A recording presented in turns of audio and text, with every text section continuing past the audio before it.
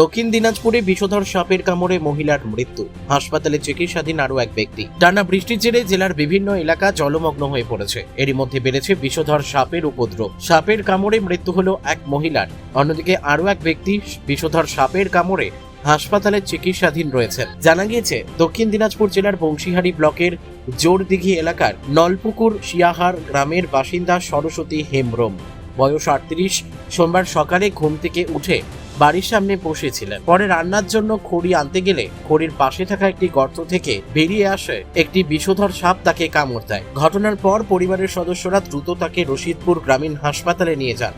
সেখানে প্রাথমিক চিকিৎসার পর অবস্থার অবনতি হলে চিকিৎসাধীন অবস্থাতেই তার মৃত্যু হয়। এই ঘটনায় গোটা এলাকায় শোকের ছায়া নেমে এসেছে। অন্যদিকে রবিবার রাতে 2 নম্বর ব্রজবল্লভপুর গ্রাম পঞ্চায়েতের ভাওর বদলপুর এলাকার বাসিন্দা দিলীপ বর্মন, বয়স 55, তাকেও বিষধর সাপে কামড় দেয়।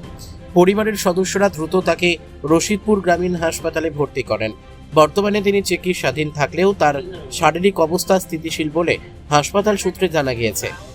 স্থানীয়দের মতে, টানা বৃষ্টির ফলে মাঠ, পুকুর ও জলাশয় জলমগ্ন হয়ে পড়ায় বিষধর সাপগুলি আশ্রয়ের খোঁজে লোকালয়ে ঢুকে পড়ছে। বিশেষ করে রান্নাঘর, খড়ের গাদা ও বাড়ির আশপাশের সাপের উপদ্রব বেড়ে যাওয়ায় আতঙ্কে রয়েছেন বাসিন্দারা। বংশীহারি থেকে অমিত মহন্তের রিপোর্ট, কলিক নিউজ।